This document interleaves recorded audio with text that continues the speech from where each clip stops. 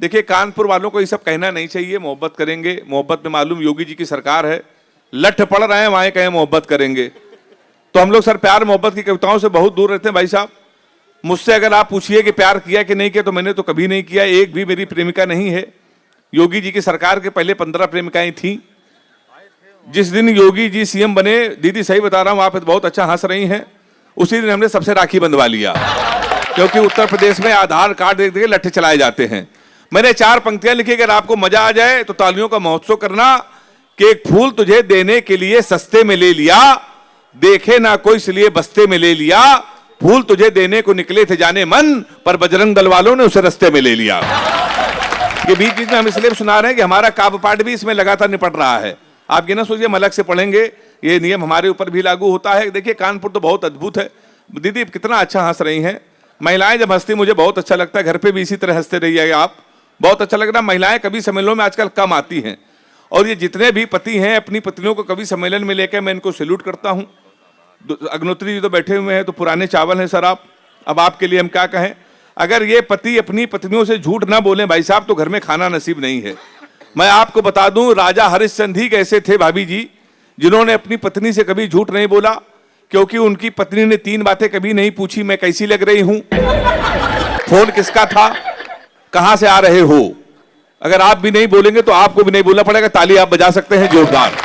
आइए, कानपुर के उस बड़े कवि को मैं बुलाना चाहे तो हमसे कह रहे थे यार ये कानपुर कैसा है, कानपुर के लोग कैसे। हमने भाई साहब इतने अद्भुत लोग कानपुर में ही मिलेंगे। एक बच्चा बड़ा शैतान था, वो हमेशा टीवी देखता रहता था, तो कानपुर का था। तो उसकी दादी ने कहा दिन भर टीवी देखते रहे तो हमसे बात कर लो। अब वो बच्चा कानपुर का, उसने कहा दादी आज हम आपसे बात कर ही ले रहे हैं। दादी ये बताओ हम लोग इस घर में 6 लोग कब तक रहेंगे। तो दादी ने कहा कौन 6 लोग।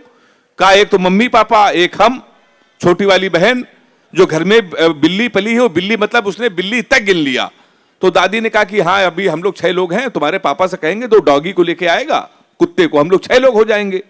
तो बच्चे ने कहा वो डॉगी फिर बिल्ली को खा जाएगा, हम लोग फिर 6 लोग बचेंगे। तो दादी ने कहा जब तेरी शादी होगी तो तेरी दुल्हन भी तो आएगी, हम लोग फिर 7 लोग हो जाएंगे।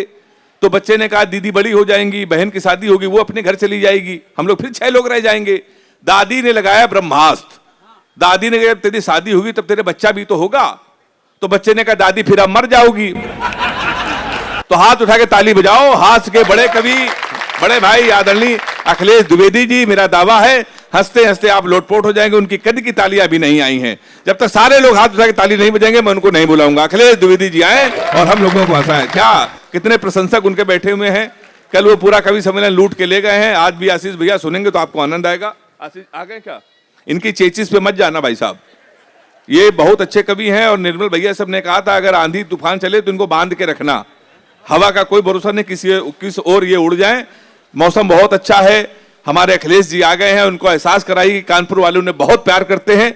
मेरे निवेदन पर छोटी सी तालियां एक बार और हो जाए अखिलेश दादा के लिए। अध्यक्ष महोदय को एक बार प्रणाम करता हूं।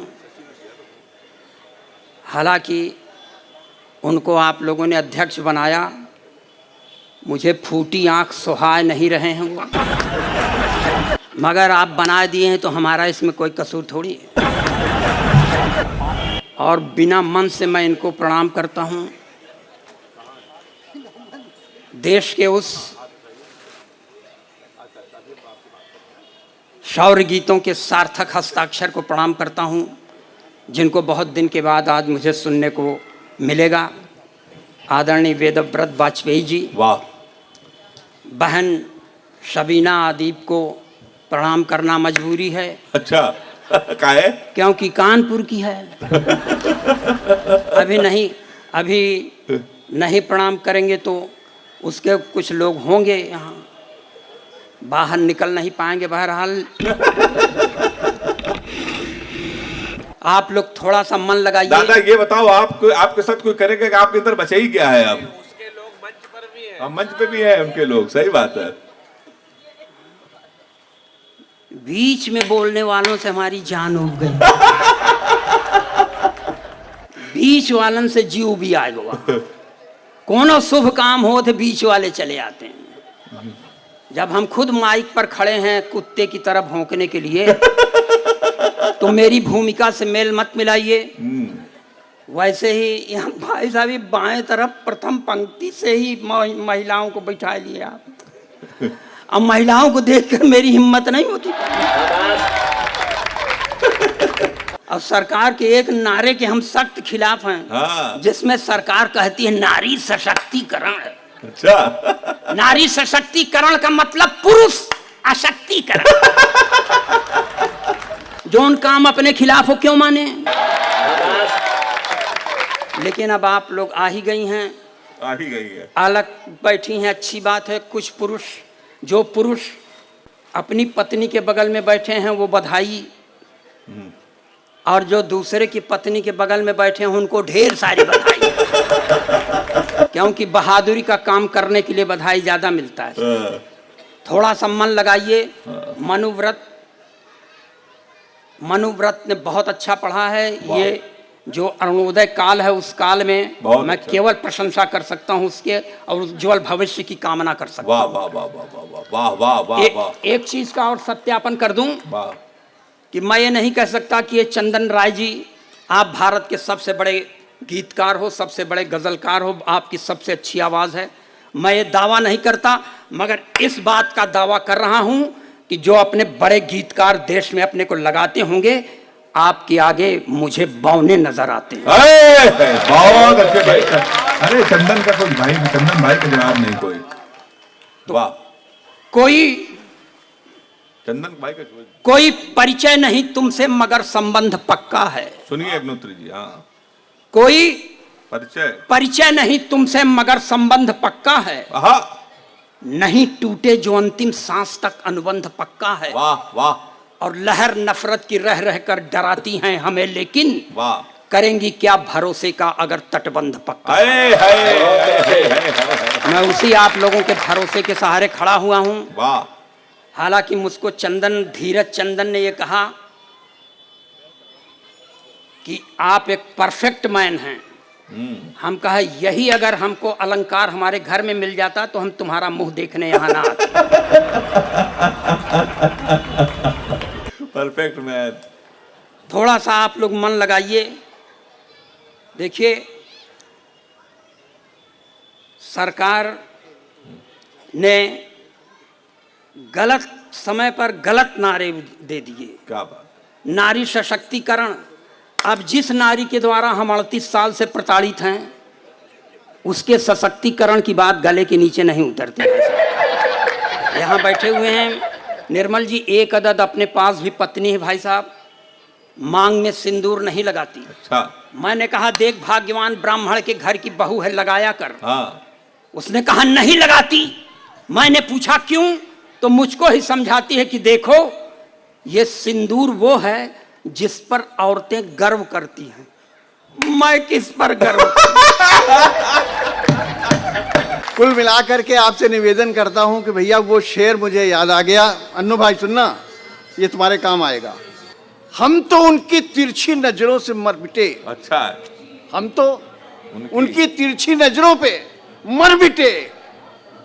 मुंह का हिला रहे, वाह वाह करो यार, कितना बढ़िया बात है यार। हम तो उनकी तिरछी नजरों पे मर मिटे, बाद में मालूम चला वो तिरछा ही देखते हैं। ये स्थितियां थी भाई। ये शेर सुना, फिर हमने हाथ व्यंग वो लिखना शुरू किया, हमने श्रृंगार बंद कर दिया। परंतु मैं बताऊं आपको, व्यंगकार हूं, कभी कभी सच बोल देता हूं तो लोग बुरा मान जाते हैं। मैं सच बोलता हूं दोस्तों, मैं झूठ नहीं बोलता। मैं झूठ बोलने की आवश्यकता भी नहीं है, कोई हमें प्रधानमंत्री तो बनना नहीं। हमारी तालियां कमजोर है भाई साहब, तालियां कमजोर हो गई भाई साहब। मैं तो अपना सही बोलने की कोशिश करूंगा। मैं धीरे धीरे अब सबसे हाथ पांव जोड़ लेता हूं भैया कि क्षमा करना, कैसे भी जो सच मुंह से निकल जाएगा, क्या करेंगे हम। मैं आपको बता दूं, आज सच बोल रहा हूं कि मेरी एक पत्नी है। एक दादा ये ऐसे जैसे 10-15 रखते हो। मेरी एक पत्नी है, उसकी एक बहन जी है। निर्मल भाई सुनना। हाँ, मेरी है। एक दिन आई, बोली जीजू क्या जमाना होता था कि हम जीजा हुआ करते थे। दुख देखो मेरा, दुख देखो। बोली जीजू जीजू जानते हो क्या है? हमारी अम्मा जो है एक खनखजूरा टाइप का कीड़ा लाई रहा है। कहले बेटा डरो, जीजू ये जीजू आए। जब पत्नी की बहन जी बोली जीजू, तो हम में उस कीड़े में कोनो अंतर नहीं रहा। मैं अपना दुख बताना चाहता हूं और कुछ नहीं भाई साहब। पत्नी की बहन जी बोली जीजू, कवि और पागल में कोई अंतर नहीं होता। खराब लगता है भाई साहब, खराब लगता है, पर एक पत्नी है जो आपको सहयोग करती है। उसने कहा नहीं, अंतर होता है।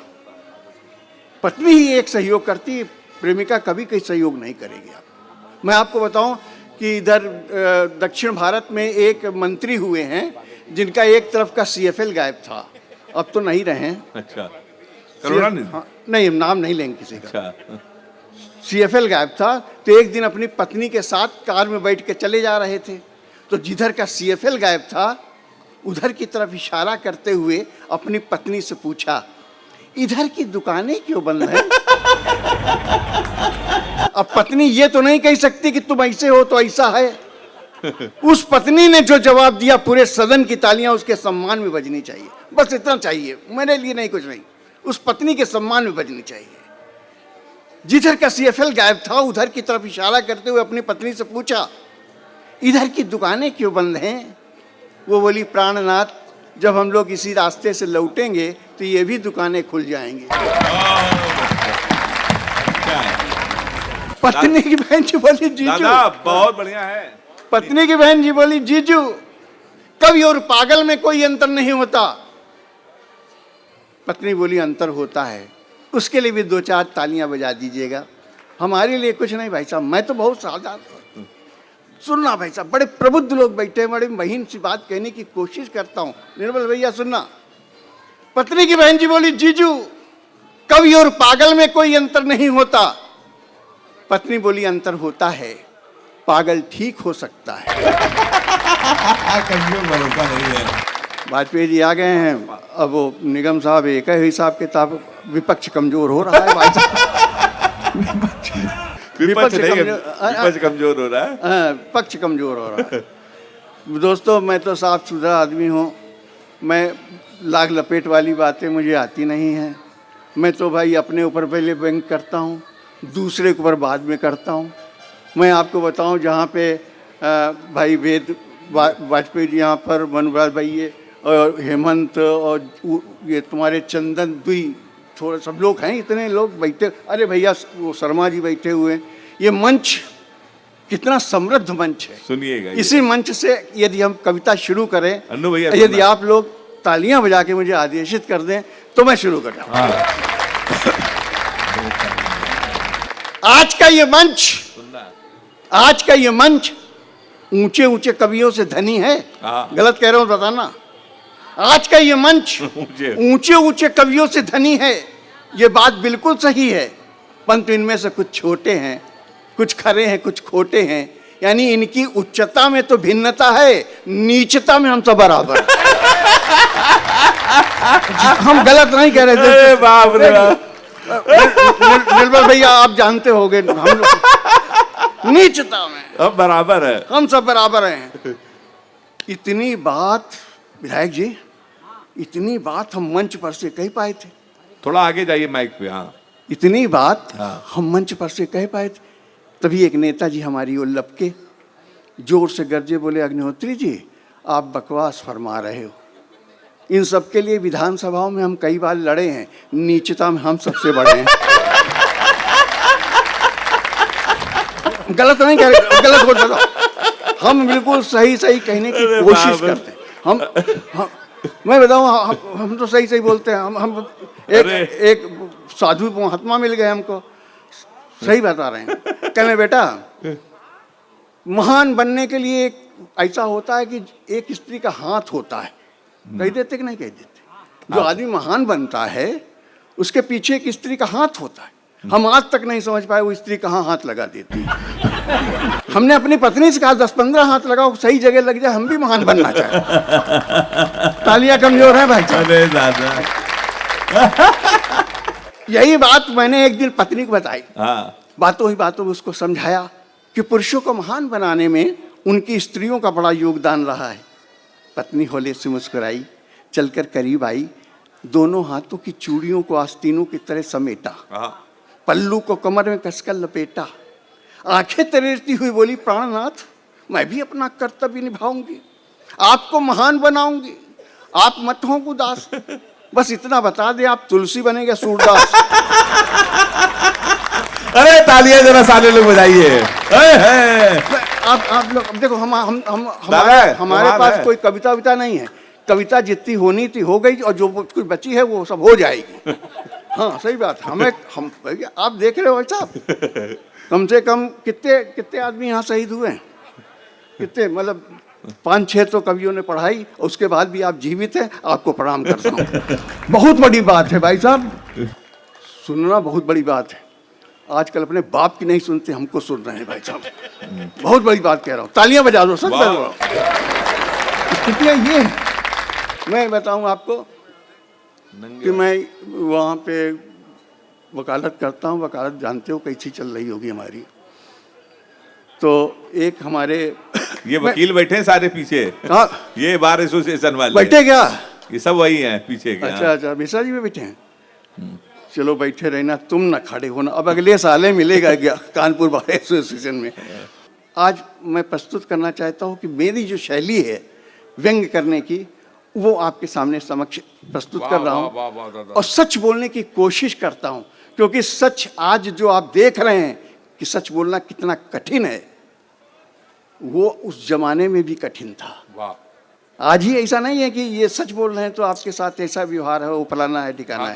पूरे बहुत दिन पहले से, युगों से पहले से सच बोलना बहुत कठिन था। वो कविता आपको समर्पित करता हूँ। अब मुझे इन कविता को आशीर्वाद दे दीजिएगा, बस सुनिएगा। उसे मारा गया, सुनेगा, बहुत अच्छा बन गई है। हाँ, उसे मारा गया, पीटा गया, नंगे बदन सड़कों पर घसीटा गया, पर उसने अंधकार को अंधकार ही कहा, सच बोला। अच्छा है। उसे मारा गया, पीटा गया, नंगे बदन सड़कों पर घसीटा गया, पर उसने अंधकार को अंधकार ही कहा। तभी किसी ने कहा इसे सूली पर चढ़ा दो, दूसरे ने कहा इसे जहर पिला दो, तीसरे ने कहा इसके गुर्दे खराब करो, चौथे ने कहा इसे गोली मार दो। तभी एक जोरदार आवाज आई, सूली पर चढ़ाओगे, ईसा मसीह बनाओगे, अरे इसे जहर भी मत पिलाना, नहीं तो इसका नाम इतिहास में आ जाएगा, ये सुकरात हो जाएगा, और माना कि तुम इसके गुर्दे खराब करोगे, फिर डायलिसिस पे रखोगे, जयप्रकाश नारायण, फिर डायलिसिस पे रखोगे। मैं तुमसे पूछता हूं कि सिर्फ 2.5 साल के लिए सब क्यों करोगे? वाह वाह वाह वाह वाह वाह, सिर्फ 2.5 साल के लिए सब क्यों करोगे? और इन पंक्तियों पे तो मैं आपका आशीर्वाद ले ही लूंगा। इसे गोली भी मत मारना, नहीं तो एक समाधि और बन जाएगी, कसम खाने वालों की संख्या बढ़ जाएगी। क्या कहने ऐसा हुआ। इसे गोली भी मत मारना, नहीं तो एक समाधि और बन जाएगी, कसम खाने वालों की संख्या बढ़ जाएगी। तभी किसी ने कहा इस पर मिट्टी का तेल छिड़को और जिंदा जला दो। व्यंग का बहुत छोटा सा विद्यार्थी हूं, ये 2 पंक्तियां सहेज लीजिएगा। वाह। तभी किसी ने कहा इस पर मिट्टी का तेल छिड़को और जिंदा जला दो, दूसरे ने कहा ये सब करना बेकार है, क्योंकि इस तरह से तो हमारी देश की बहुओं को जलने का अधिकार है। वाह क्या व्यंग है, वाह वाह वाह, क्योंकि इस तरह से तो हमारी देश की बहुओं को जलने का अधिकार है। और फिर ये सच बोलता है, सच ओढ़ता है। क्या बात है, वाह वाह वाह वाह। ये सच बोलता है, सच ओढ़ता है, सच बिछाता है। इसे खुला छोड़ दो, अपने आप समझ जाएगा ये हिंदुस्तान है प्यारे, ये भूखों मर जाएगा, ये भूखों मर जाएगा। आइए मैं हास्य के एक बड़े कवि को बुलाना चाहता हूं, जो धार मध्य प्रदेश से आए हैं, पहली बार इस मंच पर आए हैं। लगातार तमाम टीवी चैनलों पर आपने उन्हें देखा होगा, कुमार विश्वास जी के बड़े मंचों पर तमाम कविताओं पे वो वायरल हुए, उनको आपने देखा होगा। वाह बात में आपने उन्हें देखा होगा, तमाम रील्स उनकी वायरल हुई, उन्हें आपने देखा होगा। बहुत व्यस्त रहते हैं वो, लेकिन हमारे निर्मल भैया के निवेदन पर आए हैं। कानपुर पहली बार आए हैं, इसलिए कानपुर वालों ये ऐसा प्रतीत नहीं होना चाहिए कि हमारे बाहर के मेहमान आए हैं और उदास होकर चले गए हैं। एक बार सारे लोग जरा जोरदार तालियां बजा के देश के बड़े व्यंग्यकार, बड़े कवि, हमारे बड़े भाई परम आदरणीय संदीप शर्मा जी को जी भर के सुनाएं। आपकी तालियां थोड़ी सी कमजोर है, एक बार जोरदार तालियां आदरणीय संदीप शर्मा जी के लिए हो जाए। कोई भी भोजन किए बिना नहीं जाएगा, क्योंकि घर पे बना के कोई नहीं आया है। चिंता, और अगर ये बिना भोजन करे जाएंगे तो कोई भाभियां घर जाके बनाने वाली हैं क्या? टेंशन नहीं, बिल्कुल भी, बिल्कुल तनाव मत लो। निर्मल भैया, आपने बहुत अच्छी कविता पढ़ी, आपने यहाँ दर्द बताया, उच्च वर्ग का दर्द बताया, और काफ़ी आप लोग काफ़ी शांत हैं, तो थोड़ा सा मेरा कॉन्फिडेंस कम हो रहा था। लेकिन मैं ब्राह्मण का बेटा हूँ, हर काम बहुत कॉन्फिडेंस से करता हूँ, इतने कॉन्फिडेंस से काम करता हूँ कि पूरे कॉन्फिडेंस से अगर किसी जिंदे आदमी का श्राद्ध कर दूं तो भगवान की कसम अगले दिन मरा हुआ ये बात दादा हो गया, बहुत अच्छा। और जो लोग मेरी कविताओं में तालियां नहीं बजाते हैं उनके अक्सर कर दिया करता हूँ। इस बहाने ये भी पता चल गया कि यहाँ डरपोक कितने फंसे हुए हैं। कोई टेंशन नहीं है हेमंत, कर ले हाथ उठा के ताली बजाओ, टांग उठा के ताली बजाओ। तुमको ये लोग क्या ताली बजाने वाला लग रहे हैं? माल अच्छा होगा तो अपने आप बिक जाएगा। कानपुर के लोग पैकिंग देख के माल नहीं खरीदते हैं। बहुत अच्छे दादा, टेंशन, बिल्कुल टेंशन लेने की जरूरत नहीं है। मैंने बताया ये आप, और इसके पहले भी कई बार कानपुर आया हूँ, लेकिन आपके कवि सम्मेलन में इस कवि सम्मेलन में पहली बार आया हूँ। कोई बात नहीं, और अभी तो इसमें दूसरी बार आया हूँ। पहली बार तो इसके पहले आया था, दूसरी बार आया हूँ। आनंद में रहिए, मूड मस्ती के मूड में रहिए, कोई टेंशन लेने की जरूरत नहीं है। मैं ज्यादा दिमाग लगा के कविता आपको सुनाऊंगा नहीं। आप भी मेरे साथ 10, 20, 25 मिनट रहिए, समय बहुत कम है। समय इतना कम है कि ये बताने के लिए भी समय नहीं है कि समय कम है। मतलब मैंने कहा ना, मैं तो कॉन्फिडेंस से काम करता हूँ। ब्राह्मण आदमी, वो नौकरी लग गई मुर्गी खाने में। अब ये पंडित जी टेंशन लेने की जरूरत नहीं है, अपन सब करना आता अपना।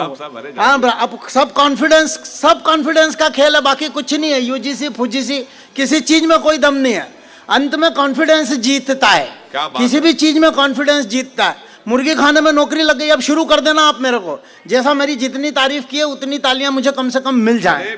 वो मुर्गी खाने में नौकरी लग गई, मुर्गियों ने अंडे देना बंद कर दिया। अरे मेरे बोले, मालिक आया, बोले कि संदीप तुम्हारी नौकरी लगी, तुमने ये मुर्गियों ने अंडे देना बंद कर दिया, मैनेजर बना दिया। मैंने मुर्गियों की मीटिंग ली, सबकी, ध्यान से सुनना, खोल देना मेरे को। एक एक मुर्गी की मीटिंग ली। मैंने कहा मुर्गियों, कल से सब 2-2 अंडे देना, 2-2 अंडे हर। अगले दिन देखा हर मुर्गी के नीचे 2 अंडे, हर मुर्गी के नीचे 2 अंडे, एक के नीचे एक। मैंने उसको पकड़ा, मैंने कहा क्यों रे मुर्गी, सबको कहा था 2-2 अंडे देना, सबके नीचे 2 अंडे, तेरे नीचे एक कैसे? बोले शर्मा जी, आपके कहने से एक भी दे दिया, वरना मैं तो मुर्गा हूँ। अरे दादा कमाल है, कॉन्फिडेंस काम करता है भैया। मुर्गा, हाँ, मुर्गा भी अंडे देते हैं, कॉन्फिडेंस होना चाहिए। बहुत सारी बातें हुई। वो आ गया किसान, पंडित जी, रात को आधी रात को किसान आ गया, और वो बोले उसमें कथा करनी है। मैंने कहा रात को 12 बजे कहाँ कथा करनी है? बोले खेत में। मैंने कहा खेत में क्या कथा करनी? बोले पानी निकला, कथा करनी है आधी रात को 12 बजे। मैंने कहा चल, ब्राह्मण का बेटा, अकल वकल कुछ नहीं, बाप दादों की पुरानी पोथी वो ले ली और लेके बैठ गया उसकी बाइक पे। मैंने कहा चल चल कथा करेंगे। मैंने कथा, उसके खेत में गया, कथा आरंभ, हवा उड़ी, 2-3 पन्ने उड़े, कथा समाप्त। कथा समाप्त, वो खड़ा हो गया, बोला पंडित जी ऐसी कैसी कथा करी यार, इसमें लीलावती कलावती तो आई नहीं। मैंने कहा देख रहे किसान, ये लीलावती कलावती अच्छे घर की बहन बेटियां हैं, आधी रात को किसी के खेत कुएं पे नहीं आती। उनको बुलाना है तो अपने घर में कथा करवा।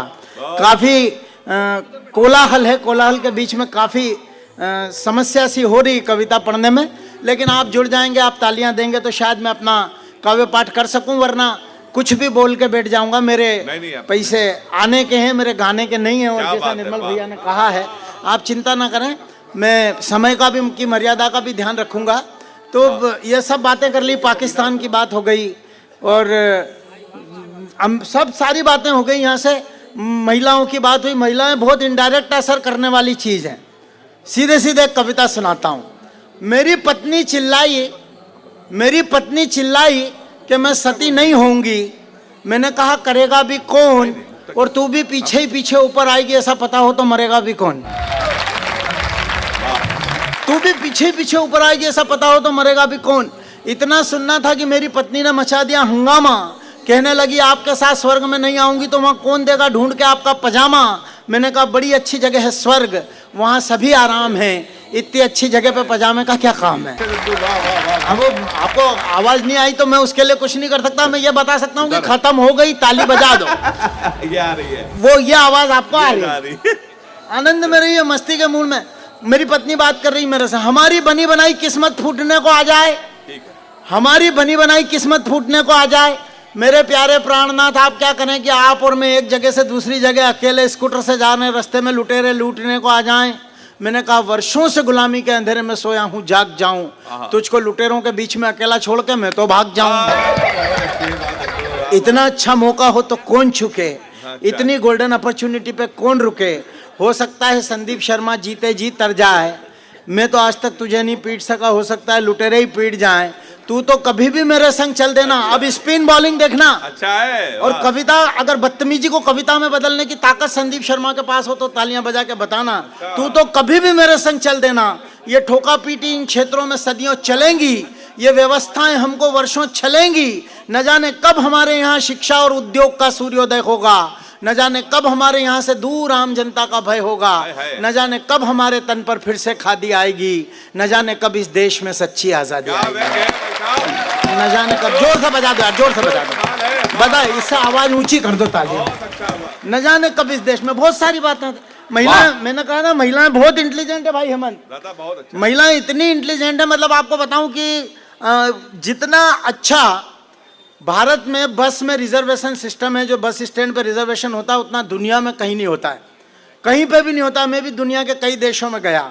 आप जाइए बस स्टैंड पे, बस में बैठिए, रुमाल पे, वो सीट पे रुमाल रख दीजिए, सीट आपकी, आप उस पर बॉटल रख दीजिए, सीट आपके बाप की, उस पर किताब रख दीजिए, सीट आपकी। ऐसे रिजर्वेशन होता है, इससे बढ़िया कहीं पे भी नहीं होता है दुनिया में। अब दृश्य देखना, आप ठहाके दे देना, तालियां दे देना, तो मैं कविताएं सुनाता रहूंगा। वो उसमें दृश्य देखना कितना शानदार। एक बुढ़िया चढ़ी, महिलाएं कितनी इंटेलिजेंट होती हैं ये बता रहा हूँ आपको, महिलाओं की खास करके जोरदार तालियां चाहता हूँ। वो बुढ़िया चढ़ी उसमें बस में, जैसे ही वो बस में चढ़ी तो उसने पूछा, कोई सीट पे वो रख के बैठा है, बॉटल रख के बैठा है, कोई रुमाल रख के बैठा है, कोई किताब रख के बैठा है। उसने पूछा जगह खाली है, 60 साल की बुढ़िया। उसने पूछा जगह खाली है, बोले नहीं। दूसरे से पूछा जगह खाली है, बोले नहीं। तीसरे से पूछा जगह खाली है, बोले नहीं। वो बुढ़िया बेचारी परेशान होकर बोनट पे बैठ गई। बोनट जानते हो ना आप लोग, वो जो गरम गरम लगता है, गरम। जिस तरह हैं कर रहे हैं, कई लोगों को लग रहा है। वो बोनट पे बैठ गई। अब वो बोनट पे बैठी, उसी समय एक 20-22 साल की जवान लड़की चढ़ी।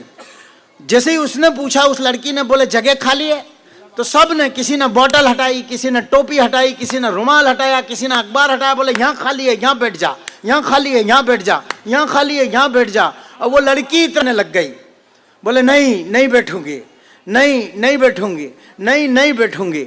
बुढ़िया का जवाब बोनट पे से शानदार हो तो दोनों हाथ उठा के तालियां बजा के हाँ हूती ठा के मुझे कविताओं तक ले आना।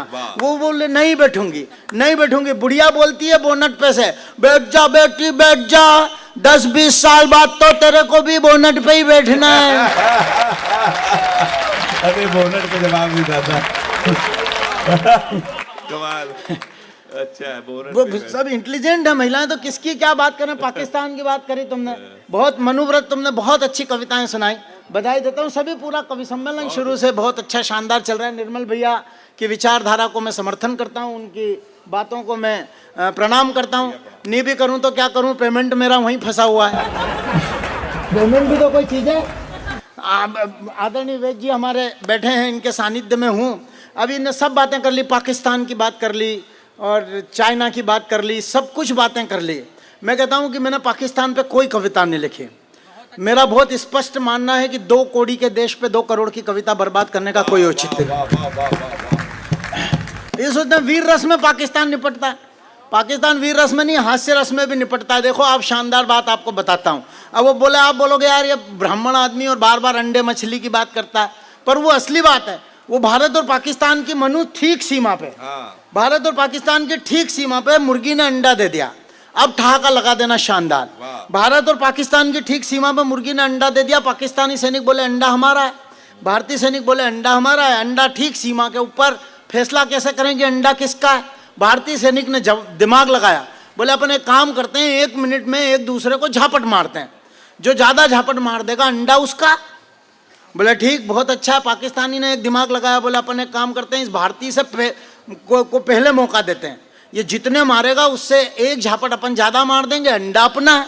देखो ठहाकों में कैसे निपटता है पाकिस्तान, हादसे में हा हूती में कैसे निपटता है। उन्होंने कहा जिसको इसको मौका देते हैं, उसने भारतीय को कहा पहले आप मारो।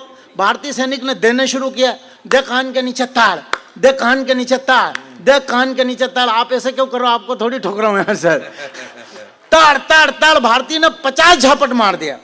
अब 50 झापट मार दिया तो उसने पाकिस्तानी खड़ा हो गया, बोले 1 मिनट में 50 झापट मार दिया। पाकिस्तानी खड़ा हो गया, बोले अब मेरी बारी है।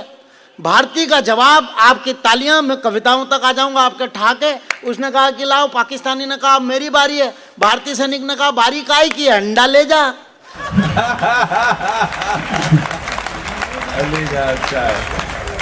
क्या टेंशन है? कोई टेंशन नहीं है पाकिस्तान। असली टेंशन फंसा हुआ है अमेरिका का।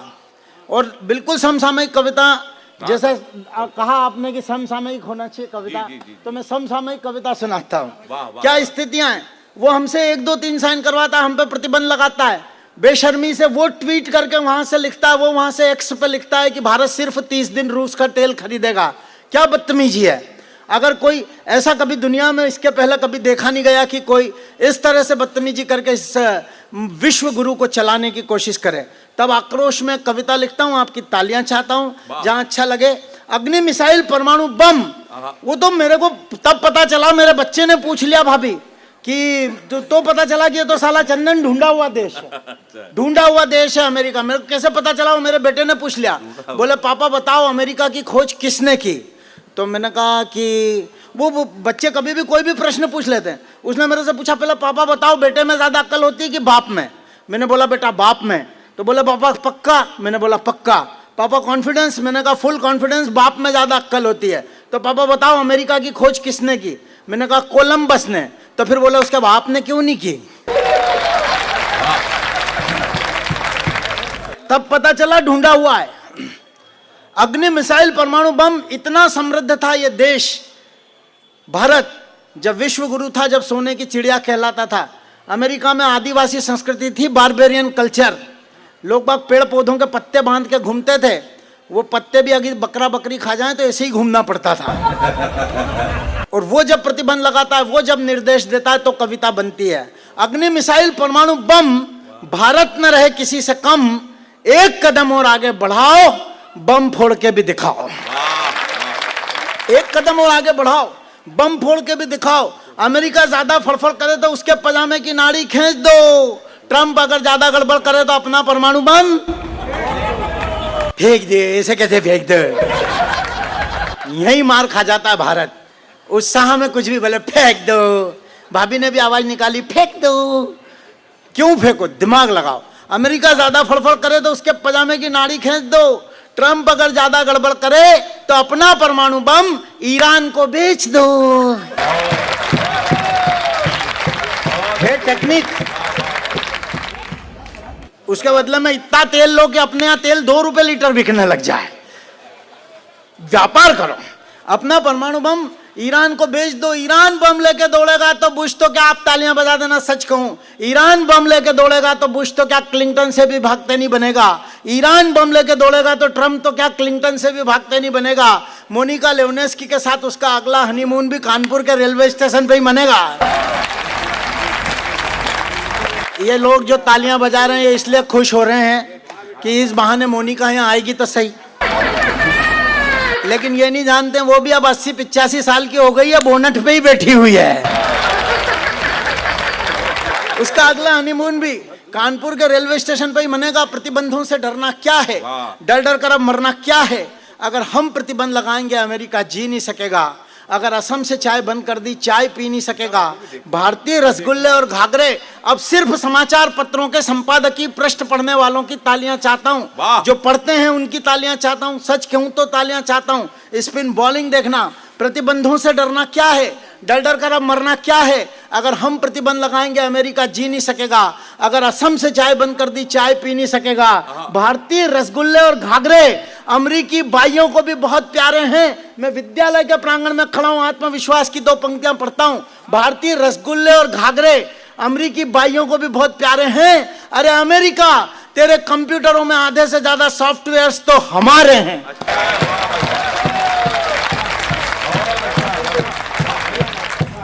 बहुत देर से जिस कवि की चर्चा चल रही थी, जिन कवि की तिथि लेने के लिए बहुत ही मुश्किल लगता है, लगातार फोन करना पड़ता है, मेरा आशा है भाई चंदन राय से। एक ऐसे गीतकार हैं, आप कानपुर में तो तमाम कवि सम्मेलन होते रहते हैं, चंदन राय जी 1-2 बार पहले आए होंगे। इस कवि सम्मेलन में वो पहली बार आए हैं। हमारे तमाम जितने भी कवि हैं, हमारे जितने भी मित्र हैं, कई सालों से इंतजार कर रहे थे भाई चंदन राय जी का समय कब मिलेगा, वो आएंगे कि नहीं आएंगे। मैंने कहा वो निश्चित आएंगे। हमारे निर्मल भाई का आदेश था, मेरा निवेदन था। गीतों के राजकुमार, जो लोग भी कविता जानते हैं, शायरी जानते हैं, कवि सम्मेलन जानते हैं, वो चंदन राय को जरूर जानते होंगे। तमाम उनके रील्स वायरल हुए कुमार विश्वास जी के संचालन में। तमाम यात्राएं उनकी हैं, मुंबई से वो चलकर आए हैं, सर्वाधिक दूरी तय करके आए हैं। तो सर्वाधिक प्यार, सर्वाधिक स्नेह आपका उनके प्रति होना चाहिए। एक बार जरा सारा सदन दोनों हाथ उठा दे, तालियां बजाओ। और गीतों के राजकुमार, जैसा कि अखिलेश द्विवेदी जी ने कहा था, तमाम गीतकारों को आपने सुना होगा, उनका भी दावा है और मेरा भी दावा है। आज चंदन राय को सुनने के बाद आप कहेंगे हेमंत भाई क्या श्रेष्ठ गीतकार को आपने सुनवा दिया है। लेकिन इस माहौल में मैं उनको नहीं बुलाऊंगा। एक बार आप विश्वास दिलाइए कि चंदन राय को उसी तरीके सुना जाएगा जैसा कानपुर सुनता है। एक बार दोनों हाथ उठाएं, ताली बजाएं और चंदन राय को बुलाएं। मैं ये देख रहा हूं कि भारतीय जनता पार्टी के नेता और बहुत सारे वीर से कवि पड़ोसी मुल्क से परेशानी की बात करते हैं। यहाँ पड़ोसी घर से परेशान है और इसको नहीं रोक पा रहे हैं। ये अपने आप में एक बड़ी बात है। तो फिर एक माहौल बना दीजिए जोरदार तालियों से। अरे अभी झूम के सुनेंगे आपको चंदन भाई। अभी आप जाती देखिए अपना कि इस तरह से बदल के मत जाओ। माहौल बना दीजिएगा, इतनी तेज आवाज हो जाए कि वो दब जाए, फिर है ना। आनंद की सुनिएगा कि इस तरह से बदल के मत जाओ। क्या गला है भाई। यूं अचानक निकल के मत जाओ। हाँ सुनिएगा, अग्नोत्री जी सुनना आप। इस तरह से बदल के मत जाओ। वाह। यूं अचानक निकल के मत जाओ। अब मैंने कदमों में दिल बिछाया है। प्रदीप भैया सुनिए। मैंने कदमों में दिल बिछाया है। चल के जाओ, कुचल मत जाओ। मैंने कदमों में दिल बिछाया है। चल के जाओ, कुचल के मत जाओ। इस तरह से बदल के मत जाओ। बहुत शुक्रिया, बहुत आभार, बहुत धन्यवाद आपका। मैं उम्मीद करता हूं कि यही ऊर्जा, यही स्नेह आप बना करके रखेंगे, क्योंकि काफ़ी चुनौतीपूर्ण वातावरण है कविता पाठ के लिए। लेकिन मैं ये समझ रहा हूं कि जब ईरान, यूक्रेन, इजराइल जैसे देश बमबारी होती है उसके बीच भी जी लेते हैं, तो हमारे बगल में तो खाली डीजे बज रहा है, तो क्या फर्क पड़ता है। अच्छा है भाई, वाह। सुनिएगा कि या तो हंसने दे। संदीप जी, आप तो कविता के पुराने, आप बहुत बड़े कवि हैं, आपका ध्यान चाहूंगा। चंदन भैया, आपको सामने बैठकर सुन रहे हैं प्रदीप श्रीवास्तव जी। अच्छा। ये देश के बड़े गजलकार हैं। अच्छा। आपको सामने बैठकर सुनना है, ये भी अपने आप में एक बड़ी बात है। हमारे प्रदीप जी के लिए भी कानपुर की शान है। तालियां होनी चाहिए भाई साहब के लिए। खड़े हो जाइए एक बार। भैया प्रदीप जी, आप बहुत बहुत और चंदन भाई ईमानदारी से बता दो, जब मैंने आपका नाम बताया प्रदीप जी को, कल अगर चंदन राय जी आ रहे हैं तो मैं पूरा उनको सुन के जाऊंगा। सामने बैठे हैं और आपको सुनना है। बस प्रदीप जी आप समझिए कि आप मुझे सुनने के लिए यहाँ बैठे हैं और मैं आपके सम्मान में यहाँ खड़ा हूँ। और क्या बात है? हाँ, आपकी गजलें गाएंगे और क्या। चलिए ठीक है, आप सुनाइएगा, मैं सुनूंगा, मुझे बहुत अच्छा लगेगा। स्वागत। सुनिएगा कि या तो हंसने दे, सुनिएगा। हाँ, या तो रोने दे, सुनिए सतीश भैया। हाँ, बोझ दिल को बहुत न ढोने दे। मनुष्य चाहे मध्यम वर्गीय हो, चाहे वो बहुत बड़ा आदमी हो, चाहे वो बहुत छोटा आदमी हो, ठेला लगाने वाला हो, सबको जीवन से एक शिकायत रहती है। क्या शिकायत रहती है सुनेगा, 4 पंक्तियों में कहता क्या बात है, वाह। कि या तो हंसने दे, हाय हाय हाय हाय, या तो रोने दे। क्या गला है यार भाई, आवाज वाह वाह, जादूगर। या तो हंसने दे, या तो रोने दे, बोझ दिल को बहुत न ढोने दे, बोझ दिल को बहुत न ढोने दे। और जिंदगी से तरह से मत उलझा। है त्रिपाठी दादा, सुनिएगा। जिंदगी से तरह से मत उलझा, तू किसी एक का दे। तालियां कमजोर है आपकी। कि जिंदगी से, बहुत शुक्रिया, बहुत आभार, बहुत धन्यवाद आपका। कि जिंदगी से तरह से मत उलझा,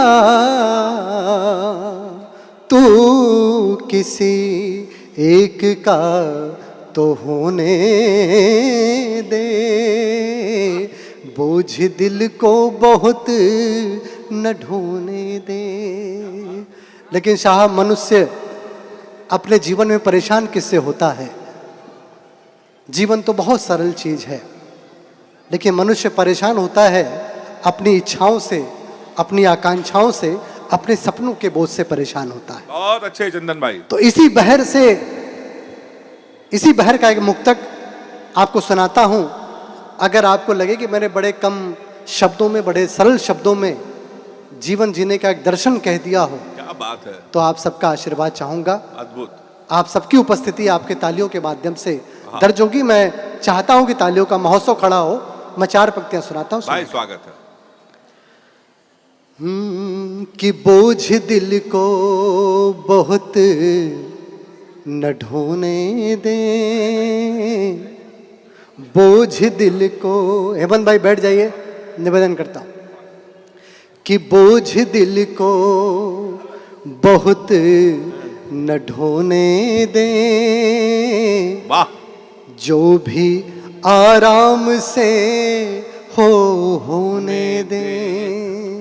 जिंदगी यही है साहब, कि बोझ दिल को बहुत न ढोने दे, जो भी आराम से होने दे। और ऐसे सपनों की क्या जरूरत है, ऐसे सपनों की क्या जरूरत है, जो हमें चैन से न सोने दे। ऐसे सपनों की। वाह निर्मल भाई, निर्मल भैया, आपका आशीर्वाद चाहूंगा। मंच पे होने चाहिए आप, मैं निवेदन करता हूँ। भाई चंदन भाई, हाँ, कहे ढा रहे हो कि आप। ऐसे सपनों की आइए सतीश भैया, क्या जरूरत है, जो हमें चैन से न सोने दे, जो भी आराम से होने दे। है